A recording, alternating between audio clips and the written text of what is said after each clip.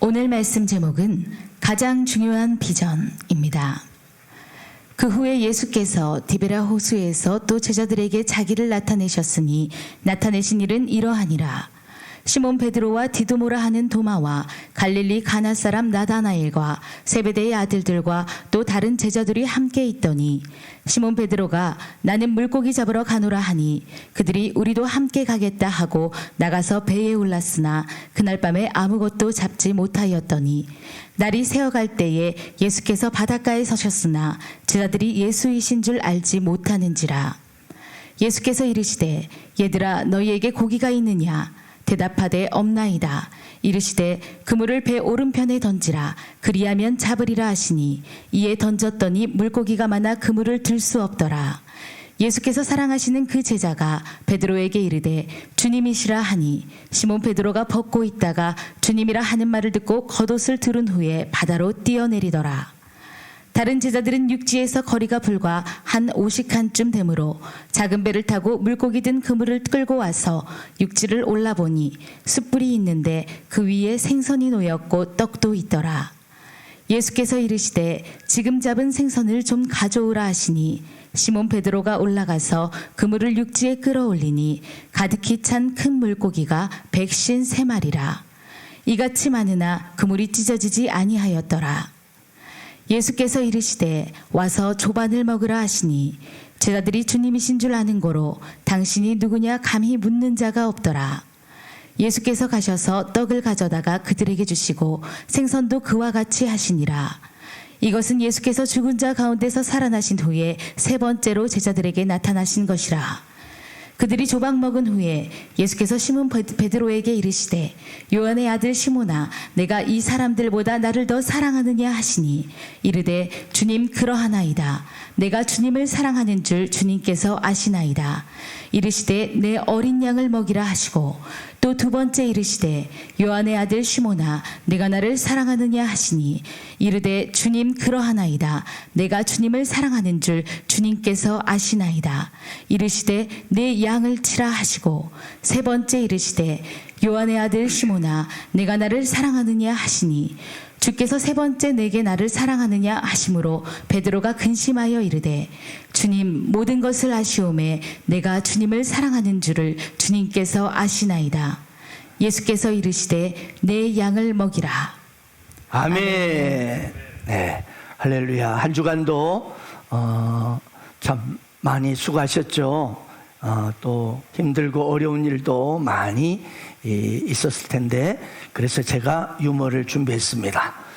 그러니 조금 웃기더라도 많이 웃으시면 건강에 큰 도움이 되고 또 눌렸던 마음들이 다 풀릴 줄 믿습니다. 준비되셨습니까?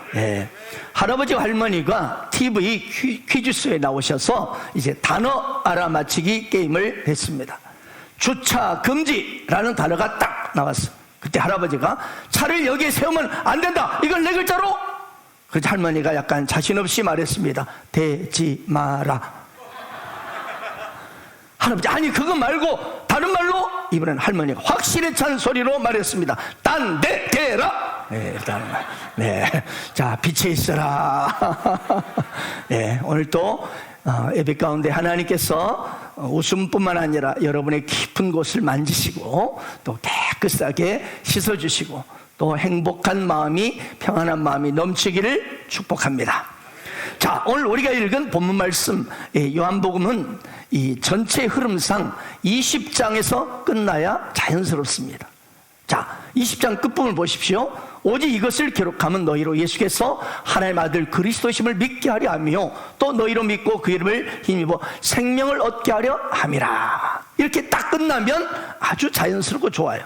그런데 한 장을 더 기록하고 있다는 거죠. 이건 뭡니까?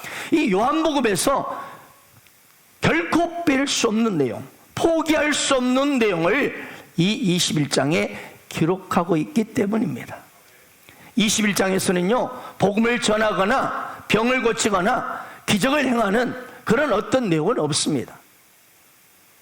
21장을 쭉 우리가 살펴보게 되면 예수님을 3년 동안 잘 따라다니다가 실족해서 따를까 말까 따를까 말까 어디서 많이 들어본 것 같죠?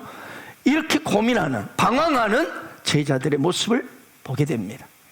그래서 예수님은 부활하신 후 바로 승천하지 않으시고 40일 동안을 이 땅에 머무시면서 다른 사역을 하는 게 아니라 오직 이 실망과 낙심에 빠져 있는 이 제자들을 한 명 한 명씩 찾아다니시며 그들을 붙들어 주시는 겁니다.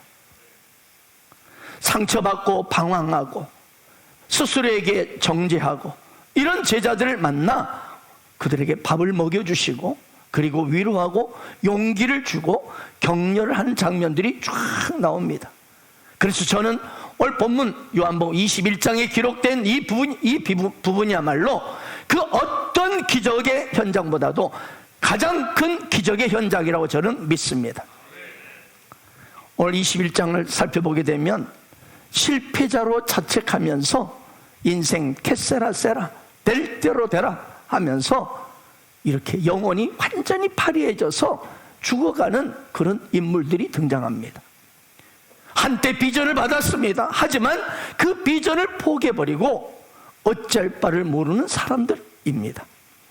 이들은 한때 주님께 목숨을 걸었고 심지어 그래서 직업마저도 던져버리고 예수님을 따랐던 누구예요? 제자들입니다. 그런데 왜 이런 형편이 되고 말았을까요? 예수님의 이 제자들은요, 직접 십자가의 사건을 현장에서 목격한 사람들입니다. 또한 이 제자들은 예수님의 부활을 충격적으로 듣고 경험한 사람들입니다. 솔직히 저와 여러분은 어떻습니까? 예수님 생각하면 십자가와 그 부활의 능력을 말합니다만 솔직히 우리는 예수님께서 십자가에 죽으신 거 보셨습니까? 보지 못했습니다. 예수님이 사흘 만에 부활하신 거 보셨습니까? 우리는 못 봤어요. 그러나 이 예수님의 제자들은 어떻습니까? 십자가의 죽음의 사건도 부활의 사건도 직접 경험한 사람들입니다. 그럼에도 불구하고 왜 이들은 비전을 포기하고 예전의 삶으로, 예전의 직업으로 찾아 돌아가려고 했을까요? 여기서 우리는 영적으로 배우는 것이 있습니다. 뭡니까? 사람은요, 누구나 아무리 은혜를 받고 성령 체험하고 십자가 부활을 인격적으로 체험했어도 과거로 돌아가려는 습성이 있다는 거죠. 이것이 인간의 모습이요, 어쩔 수 없는 인간의 죄성입니다. 과거의 위대한 성자가요, 술집 사창가에서 발견되는 일이 종종 있습니다. 이것이 인간의 속성입니다. 그래서 여러분, 믿음이 좋고 신앙생활 오래 한 사람일수록 쉽게 허물어지는 자기 자신을 이해하고 용납할 줄 알아야 합니다. 예수님은 이런 제자들을 그대로 두시지 않으셨습니다. 그들을 찾아가서 다시 일으키시고 세워주십니다. 왜 그들을 다시 일으키시고 회복시키십니까? 그들의 마음을 치유해 주십니까? 그 목적이 무엇입니까? 그건 그들이 잃어버렸던 당신의 가장 중요한 비전을 다시 주시기 위해서였습니다. 아멘, 아멘. 사랑 여러분, 사람이요, 비전이 없으면 동물과 같습니다. 먹고 마시고 즐기고 아파트 평수 넓히고 높아지고 유명해지고 성공해지고 그런 인간은요, 더 이상 희망이 없습니다. 왜? 동물들도 똑같이 그러거든요. 먹고 즐기고 구역 넓히고 자기 구역 어르렁 돼서 상대방을 밟고 올라가고, 그들도 그렇게 해서 죽거든요. 똑같아요. 그래서 비전이 없는 사람은 어디로 보내라? 동물의 왕국으로 보내란 말이 있습니다. 왜? 동물처럼 똑같이 먹고 즐기고 좀 구역 넓히다가 높은 자리에 오르려고 남을 짓누르고 올라가다가 마지막에 그렇게 하다가 죽는 거예요. 똑같아요. 그래서 예수님은 이 제자들에게 다시 비전을 일깨워 주십니다. 우리는 비전을 한때 받았다가 어느 순간에 시험 들어서 그것을 잊어버리기도 합니다. 어떤 사람은요, 아예 비전에 대해서 무관심합니다. 뭐 비전이고 뭐 그냥 나는 나대로 사는 거야. 내가 왜 이 세상에 태어났는지, 내가 무엇 때문에 오늘 밥을 먹고 출근하는지, 내가 무엇을 해서 과연 살다가 나는 천국으로 가는가. 예수를 믿어도요, 사람이 병들고 나이 들고 시험 들면 비전에 대한 생각이 희미해집니다. 그래서 예수님은 승천하시 직전에 마지막으로 유언으로 이 제자들을 찾아다니면서 너희는 가서 모든 민족으로 제자를 삼으라는 말씀을 해주시고 다시 비전을 회복시켜 주셨던 것입니다. 그래서 제자들은 그 비전에 따라가 살다가, 심지어 베드로는 내가 감히 어떻게 주님과 똑같이 이렇게 정상으로 십자가에 못 박아 죽을 수 있느냐, 나를 거꾸로 매달려서 죽이시오 하고 거꾸로 매달려서 순교했습니다. 예수님의 12제자 중에서 다른 유다만 자살했고 나머지 모든 제자들은 다 흩어져서 사명 감당하다가 순교했습니다. 어떤 사람들은요, 자기 직업이 사명이다라고 말합니다. 물론 사람에게는 직업이 꼭 필요합니다. 그러나 그 직업이 인생의 목적이 될 수는 없습니다. 예수님을 위해서 직업이 필요하고 소중한 것입니다. 결혼 또한 인생의 목적이 될 수 없습니다. 결혼은 하나님 주신 아름다운 축복인데 그것은 잊지 말 것은 결혼이란 비전을 이루는 통로이라는 것입니다. 이러한 핵심을 놓쳐버리면요, 우리 삶에는요 모든 사건은요 의미가 없어요. 무의미입니다. 왜? 그렇게 살다가 전에 창세기 말씀드렸죠. 낳고 살다가 지내며 죽는 거예요. 똑같은 그런 라이프 스타일로 그렇게 사는 거예요. 그래서 여러분, 비전을 놓치면 그 인생이 동물과 같이 된다는 말입니다. 자, 오늘 본문 모습을 보면 예수님께서 제자들을 대하는 모습을 보면서 저는 이런 질문을 여러분에게 드리고 싶습니다. 자, 만약 어떤 분이 여러분에게 이렇게 묻습니다. 당신은 스스로를 어떤 사람이라고 생각하십니까? 당신은 스스로를 어떤 사람이라고 생각하시나요? 이렇게 묻는다면 여러분 어떻게 답하시겠습니까? 여러분은 여러분 스스로를 어떻게 평가하십니까? 나는 성공자라고 생각하십니까? 아니면 나는 실패자라고 생각하십니까? 나는 유능한 자라고 생각하십니까? 아니면 무능한 자라고 생각하십니까? 나는 행복한 자라고 생각하십니까? 아니면 나는 불행한 자다, 이렇게 생각하십니까? 여러분, 이게 굉장히 중요합니다. 내가 나에 대해서 어떻게 생각하는지가 굉장히 인생에 중요합니다. 객관적인 이 사실, 객관적인 진실과 상관없이 나는 불행하다, 이 사람은요 실제로 불행한 겁니다. 나는 불행해, 이 불행한 거예요. 나는 실패자다라고 생각하면 그 사람은 이미 실패한 인생으로 그렇게 살 수밖에 없습니다. 그런데 여러분 자신을 그렇게 평가하는 그 근거가 무엇입니까? 근거, 그 이유, 왜 나를 그렇게 여러분 스스로 평가하십니까? 대부분의 사람들은 다른 사람들의 평가를 그대로 받아들여서 내 자신에 대한 평가를 내립니다. 부모님이 나를 향한 평가, 친구들이 나를 어떻게 평가하는지, 직장 동료들이 나를 어떻게 평가하는지, 물론 그것도 중요한 참고사항이 될 수 있습니다. 그러나 여러분, 그들의 평가가 정말 정확하고 진실한 평가일까요? 한 번은 나폴레옹이 프랑스 황제로 있을 때 친위대를 사열하고 있었습니다. 말을 타고 사열하고 있는데 갑자기 말이 무엇에 놀랐는지 앞발 하늘 확 치대면서 날뛰기 시작하는 거예요. 나폴레옹이 당황해서 그만 말고삐를 놓쳐버리고 말았습니다. 이제는 어떻습니까? 떨어지면 큰 위험을 당하죠. 그때 대열 속에서 한 병사가 사병이 솔살같이 뛰쳐나오더니 그 날뛸 말굽혀를 딱 잡고 진정을 시킨 겁니다. 나폴레옹이 너무 고마워서 고맙네 대위.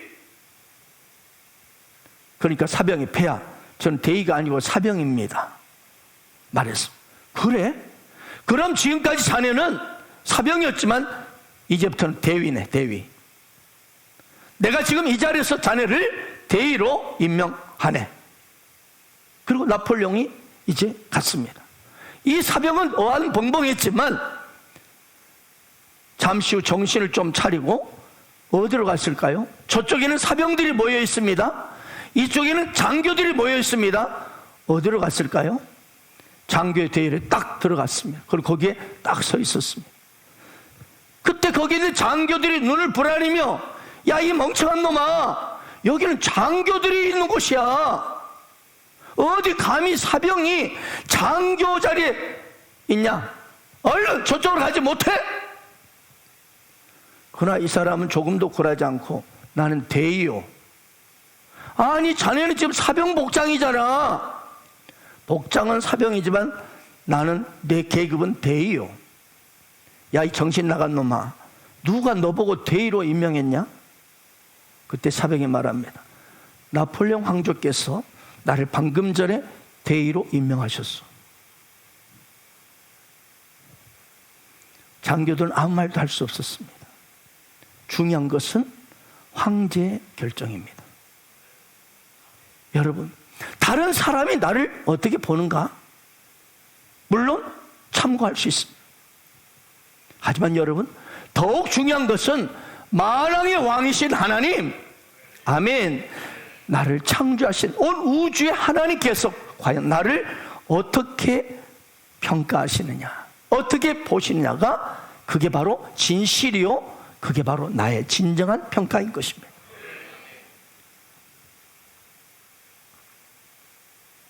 지금 베드로를 비롯한 제자들은요, 예수님이 부활했던 소식을 들었어요. 그러나 나가서, 와, 우리 스승 예수님이 부활하셨습니다, 우리 주님이 다시 살아나셨습니다 라고 길가에 나가서 담대하게 외치지 못했습니다. 왜요? 주님이 부활하셨지만 그 부활하신 주님 만날 면목이 없었기 때문입니다. 그래서 옛다 모르겠다, 옛날 직업이 고기나 잡으러 가자 하고 디베라 호수로 지금 고기를 잡으러 나간 거예요. 지금 여러분, 사람이요, 비전을 놔버리면 자기 옛날 좋아하는 것들로 돌아갑니다. 이렇게 돼 있습니다. 주님이 부활하셨다지만 그 부활을 증거할 증인으로서 나는 자격이 없다고 스스로 자신들을 평가했기 때문입니다. 이들은 예수님이 체포당할 때 다 스승을 버리고 도망간 놈들입니다. 특별히 베드로는 예수님 앞에서 이렇게 큰 수를 쳤던 사람이었습니다. 모두 주를 버릴지라도 나는 결코 버리지 않겠나이다. 그뿐입니까? 누가복음에 보면 이렇게 또 큰 소리를 쳤습니다. 주여, 내가 주와 함께 오게도 죽는데도 가기를 각오하였나이다. 그렇게 큰 소리 뻥 쳤던 베드로였는데 당장 지 목숨이 위험하니까 주님은 모릅니다. 심지어 3번이나 저주까지 하면, 맹세까지 하면, 저놈이요? 저놈 저주받을 놈, 나 모르는 놈이요. 한 번 부인한 것도 아니고 3번이나 그것도 저주하며 맹세하며 부인했습니다. 이런 놈이 무슨 낯짝으로 내가 예수의 제자라고 사람들 앞에서 우리 주님 부활하셨다고 외칠 수 있단 말입니까? 그런 마음으로, 심란한 마음으로 고기를 잡는데, 그물을 내리는데 고기가 잡히겠습니까? 밤새 고기를 잡았지만 오늘 보니까 한 마리도 잡지 못했습니다. 그때 제자들의 심정이 어떠했을까요? 만약 그들을 스스로를 평가를 내려보려 한다면, 특히 베드로에게 물어본다면 베드로는 스스로 어떻게 평가해요? 나 배신자야, 나 비겁한 놈이야, 그 계집종 앞에서 예수를 부인하니 쓰레기 같은 놈이야, 아무 쓸모없는 비겁한 놈이야, 나 실패자야, 실패자, 그렇게 평가했을 겁니다. 그런 낙심 속에 있을 때 해변에 어떤 분이 나타나셔서 오른편에 그물을 던져보라고 합니다.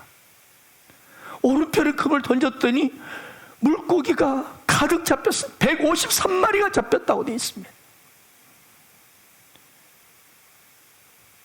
여기 꺼버리십시오. 이처럼 예수님은 배신하고 실패했던 제자들, 나 비겁한 놈이야, 나 실패자야, 나 쓰레기 같은 놈이야, 한 번도 아니고 3번이나, 그런 제자들에게 우선 고기를 많이 잡게 하셔서 그들에게 기쁨을 안겨주십니다. 또한 추운 새벽입니다.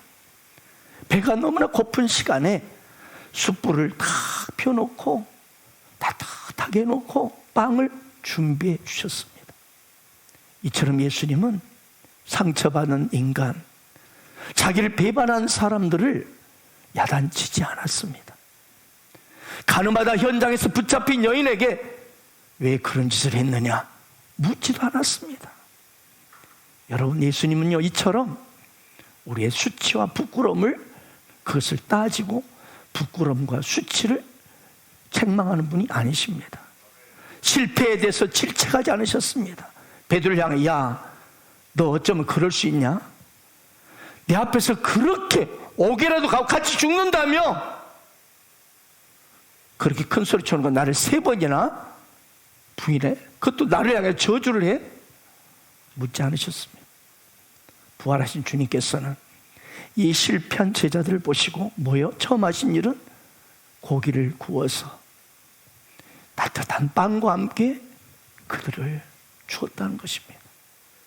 혹시 여러분 주변에도 이처럼 상처받고 실패하고 정죄감 속에서 힘들어하는 사람이 있다면 그냥 묻지 마시고 함께 식사하면서 그냥 위로하고 격려해 주시기 바랍니다.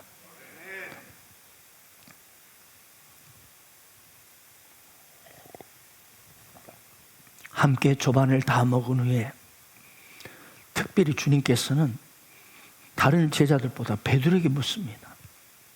요한의 아들 시몬아, 네가 나를 사랑하느냐? 예, 주님 사랑합니다. 베드로는 말할 수 있는 용기가 없었습니다. 그래서 이렇게 돌려서 말합니다. 내가 주님을 사랑하는 줄 주님께서 아십니다. 그때 주님은 베드로에게 당신의 가장 중요한 비전을 말씀하십니다. 내 어린 양을 먹이라. 내 어린 양을 먹이라. 그렇습니다. 철저히 실패한 베드로를 향하여 이 말은 뭡니까? 여전히 나는 너를 신뢰하고 있다. 나는 여전히 너는 내게 너무나 소중한 존재다. 이걸 확인시켜주면서 당신의 가장 소중한 비전을 부탁하신 것입니다. 여기서 우리는 주님이 주시는 아주 소중한 교훈을 발견하게 됩니다. 여러분, 주님은 오늘 12명의 제자 중에서 누구에게 특별히 가장 소중한 비전을 말씀하십니까? 부탁하십니까? 베드로입니다. 왜 하필 베드로입니까? 베드로는 예수님을 다른 제자들보다 무려 3번이나 부인한 천하의 나쁜 철저한 실패자입니다. 그런데 예수님께서는 왜 베드로에게 이 엄청난 비전, 가장 소중한 사명을 맡기신 이유가 뭡니까? 어떻게 예수님은 그렇게 사람 보는 눈이 없으신 겁니까? 그러나 예수님은 정확하게 사람을 보고 계셨습니다. 한마디로 예수님께서 이제는 됐다는 겁니다. 이제는 베드로가 이 가장 소중한 비전을 감당할 수 있는 자격을 갖췄다고 보셨기 때문입니다. 아니, 도대체 베드로가 무슨 자격을 갖췄단 말입니까? 베드로는 더 이상 자신을 믿지 않는 자가 된 것입니다. 아니, 믿을 수가 없었습니다. 예수님을 3번이나 부인한 놈이 나 같은 자가 무슨 자격이 있는가? 그런 실패자, 철저히 자기를 실패자라고 인정하는 베드로가 주님의 택함과 비전을 받았다는 사실을 기억하십시오. 이걸 가슴에 새기십시오. 누구보다도 철저한 실패자를 하나님 오히려 특별한 비전을 맡기셨다는 겁니다. 여러분, 베드로가 예수부터 이 비전을 받고 어떻게 살았을까요? 베드로도 한때는요, 자신이 실패자라고는 꿈에도 생각지 않았던 때가 있었습니다. 베드로는 당당했고 자신감이 있었습니다. 그래서 나는 저놈들은 다 주를 버릴지라도 저는 끝까지 따라갑니다. 죽을지라도 예수님 버리지 않습니다. 그렇게 자신만만했던 사람이 베드로입니다. 베드로는 자기가 실패자라고는 0.1%도 생각지 않았던 사람입니다.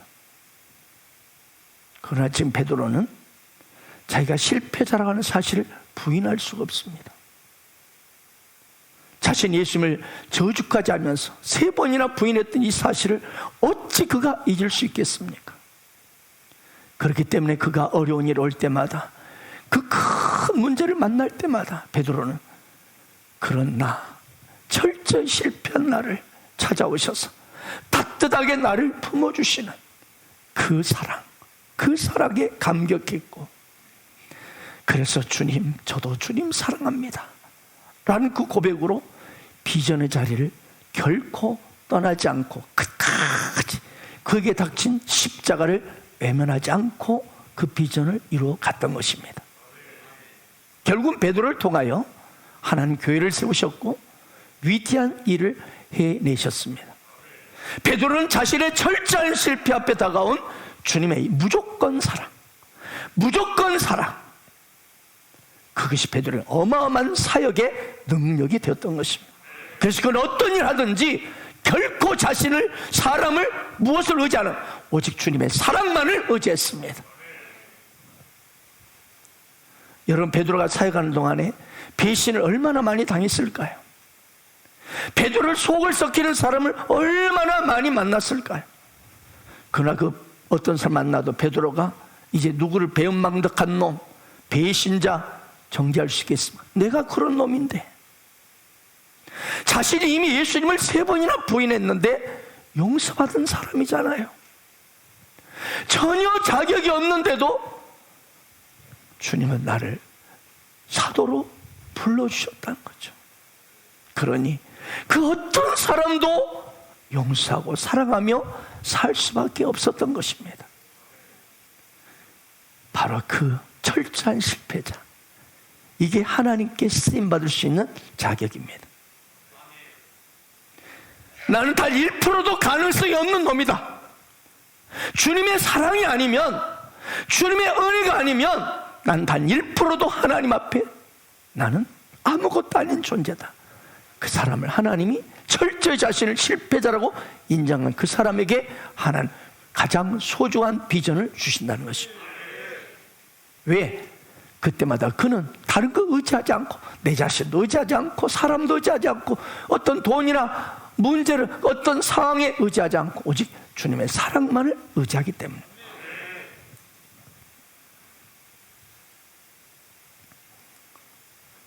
이처럼 주님의 부르심과 지혜에는 후회하심이 없습니다. 사랑하는 여러분, 오늘 주님이 베드로에게 했던 질문, 네가 나를 사랑하느냐? 여러분, 네가 나를 사랑했느냐가 아니에요. 네가 나를 사랑하느냐예요. 이 시제는요, 현재형입니다. 현재형.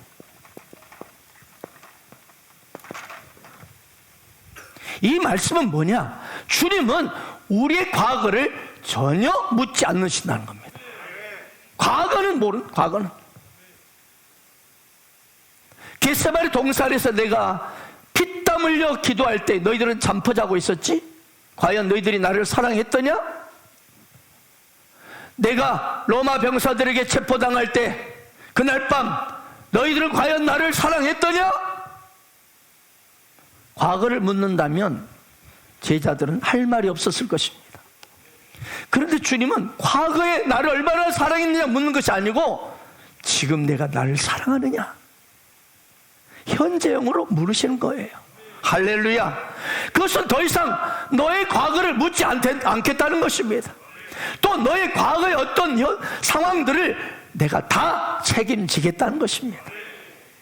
너의 모든 과거를 내가 책임지고 이렇게 십자가에 죽었다가 다시 부활했다. 그러니 너의 과거는 깨끗하게 청산되었다. 그러니 과거 때문에 더 이상 너 고민할 필요 없다. 주님은 여러분, 우리가 과거의 실패에 매이는 인생이 아닌 현재의 비전에 매기를 원하셔서 네가 나를 사랑하느냐고 물으신 겁니다. 여러분, 만약 여러분을 잘 알지도 못하는 사람이에요. 또 가까이 하기 싫은 사람이 공개적으로 여러분의 이름을 부르거나 나 아무개 사랑합니다 하고 돌아다닌다 해보세요. 또 막 벽에다 써놓고 나 아무개 사랑합니다. 내가 모르는 사람이고 내가 별로 싫어하는 사람이야. 이것처럼 죽을 맛 없을 것입니다. 아멘입니까? 사랑 안 해보셨습니까? 내가 정말 사랑하는 그 사람이 나를 사랑한다 할 때 그것이 귀한 것입니다. 그 사랑이. 그래서 우리는 누구에게나 나 사랑해? 묻지 않습니다. 그건 좀 이상한 놈이야. 나 사랑해? 아무나 붙들고 아무나 나 사랑해? 나 사랑해? 그러나 진짜 내가 사랑하는 사람에게 확인하는 것입니다. 나 사랑해? 이게 바로 주님의 마음입니다. 진짜 우리를 사랑하기 때문에, 진짜 베드로를 사랑하기 때문에 베드로야, 시몬아, 너 나를 사랑하니? 이 말은 나 너 너무 사랑하고 있다는 거예요. 그래서 돌려서 질문하는 거예요. 여러분 아십니까? 우리 모두는 하나님으로부터 이미 사랑의 프로포즈를 받은 자들입니다. 여러분 예수님의 십자가가 나의 십자가임을 믿습니까? 예수님의 십자가로 나의 모든 죄가 깨끗하게 용서받았음을 믿습니까? 그렇다면 당신 이미 하나님의 사랑의 프로포즈를 받은 자들이에요. 아멘. 우리는 십자가를 볼 때마다 나는 주님으로부터 사랑의 고백을 받은 자라는 사실을 기억하시기 바랍니다. 그런데 아직 중요한 것이 하나 남았어요. 주님은 먼저 우리에게 사랑의 고백을 먼저 하셨어요. 네가 나를 사랑하느냐? 너무너무 사랑한다는 거예요. 이제 우리가 대답할 차례를 듣고 계셔요. 네, 주님, 제가 주님 사랑합니다. 오늘 주님은 우리의 이 고백을 듣기를 원하십니다. 여러분, 오늘 베드로처럼 주님이 묻습니다. 너는 나를 사랑하느냐? 이때 주님 사랑합니다. 이 사랑 고백을 할 수 있습니까? 할 수 있습니까? 아멘이십니까? 그렇게 여러분 고백하셨다면 주님은 이제 당신에게 가장 중요한 비전을 부탁하십니다. 그게 뭡니까? 내 어린 양을 먹이라. 내 어린 양을 먹이라는. 네, 이것이 주님의 가슴 속에 일렁이고 있는 그분의 가장 중요한 비전입니다.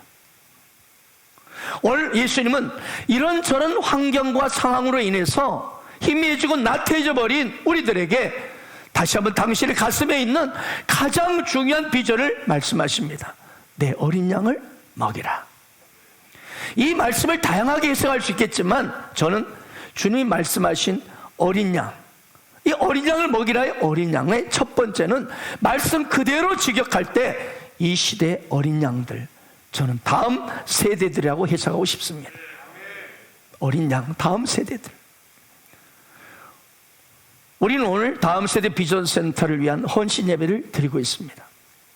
지난주 한 주간 특별 새벽 기도를 드리면서 우리 최규영 목사도 말했지만 우리 다음 세대 비전 센터는 우리 아이들의 성전입니다. 지금 우리가 드리고 있는 이 본당은요, 어쩌면 우리 청년들, 장년들이 예배드리는 성전이라 할 수 있습니다. 그런데 다음 세대 비전 센터는 우리 2층에서 우리 키즈스쿨 아이들이 선생님과 함께 매일 예배를 드리며 공부하는 곳입니다. 또한 3층에서는 우리 청소년 아이들이 하나님께 예배하는 워십센터가 거기에 세워지게 되고, 또 셀모임 할 수 있는 소그룹 공간이, 소그룹실이 들어서게 됩니다. 또 4층에는 우리 414 생활관 아이들이 이 코치 선생님들과 함께 매일 예배를 드리고 공부하는 공간입니다. 따라서 사실 다음 세대 비전센터는 우리 아이들이 마음껏 하나님께 예배할 수 있는 성전인 것입니다. 물론 1층 카페셀 우리 모든 교회 가족들이 차를 마시며 교제하며 행복한 나눔을 할 것입니다. 뿐만 아니라 어떻습니까? 그곳에서 세일 제자형을 하고 해피브리지를 열고 오픈셀을 열게 될 것입니다. 따라서 1층 카페도 교제뿐만 아니라 예배드리는 성전이기도 합니다. 아무튼 사랑하는 여러분, 다음 세대 비전센터는 한마디로 우리 아이들의 성전입니다. 우리 아이들이 저 비전센터에서 마음껏 하나님 예배하고 이 마지막 시대 글로벌 리더십으로 민족과 열방을 회복하는 거룩한 처소가 될 줄 믿습니다. 그리고 이 다음 세대 비전센터를 통해서 곧 대안학교도 세워지게 될 것입니다. 따라서 다음 세대 비전센터 건축이야말로 내 어린 양을 먹이라는 주님의 가장 중요한 비전 성취 현장인 줄 믿습니다. 지난 금요 성령 집회 때 제가 느헤미야서를 가지고 함께 은혜를 나누었습니다.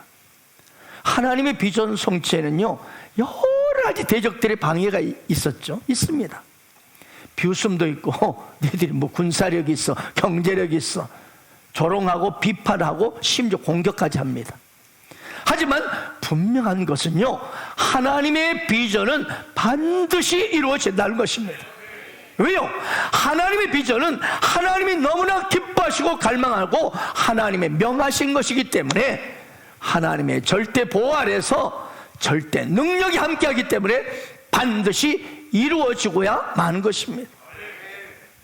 예루살렘의 성벽 재건도 하나님이 모든 것을 대적들을 잠잠케 하시고 결론은 아름다운 재건이 이루어졌습니다. 할렐루야.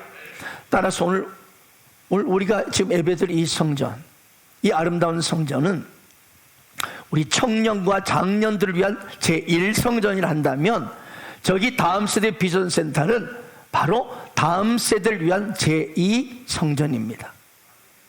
그런데 이 제1성전 건축은요, 우리 교회 개척 멤버들 이 자리에 계십니다. 150여 명의 지나친 헌신으로 이루어졌습니다. 150여 명이 이 55억짜리 성전을 건축했습니다. 그래서 이들의 헌신의 스토리를 하나하나 들어보신다면 눈물과 감동의 간직의 연속일 것입니다. 이제 우리는 제2성전을 위한 위대한 헌신의 스토리를 쓰려고 합니다. 어떤 아름다운 헌신의 스토리가 써질지 기대가 됩니다. 그런데요, 이미 그 아름다운 헌신의 스토리들을 이미 지금 여러분이 쓰고 계십니다. 지금 써지고 있습니다. 놀랍고도 아름다운 감동의 그런 스토리들이 지금 써지고 있습니다. 저는 이 다음 세대 비전센터 제2성전이 완공되던 날, 그 아름다운 헌신의 스토리들을 들으면서 우리는 감격하며 주께 영광 돌리게 될 줄 믿습니다. 사랑하는 여러분, 이 시간 우리가 주님 앞에 1대1의 단독자로 서길 원합니다. 오늘 주님께서는 네가 나를 사랑하느냐고 물으십니다. 여러분, 언제 가슴이 저리도록 주님, 제가 주님을 너무나 사랑합니다, 주님, 제가 너무나 주님 사랑합니다, 이런 고백을 해보셨습니까? 주님, 자격 없는 철저한 실패자인 제가 은혜를 받았습니다. 도무지 용서받을 수 없는 죄를 용서받았습니다. 나 같은 죄인 때문에 주님께서 십자가에서 못 박혀 피 흘려 죽으셨습니다. 주님, 정말 사랑합니다. 이 고백을 하는 당신에게 오늘 주님은 당신의 가장 중요한 비전을 부탁하십니다. 내 어린 양을 먹이라. 내 어린 양을 먹이라. 다음 세대를 위한 아름다운 너의 사랑을 내가 원한다. 그렇습니다. 우리 아이들 다음 세대를 위해 이제 네가 사랑을 표현할 차례라고 말씀하십니다. 주님께서 부탁하신 내 어린 양을 먹이라. 이 가장 하나님의 중요한 비전 성취를 위하여 아름다운 헌신의 스토리를 써나가는 주인공이 바로 여러분 되기를 축원합니다. 그래서 언젠가 우리 육신의 장막을 벗는 날, 육신의 장막을 벗는 날, 주님의 그리스도의 심판대 앞에 서는 그날, 할 말 있는 인생, 감격으로 나아가는 인생, 영원히 빛나는 상을 받는 그런 저와 여러분 되시기를 주 예수 이름으로 축원합니다. 아멘.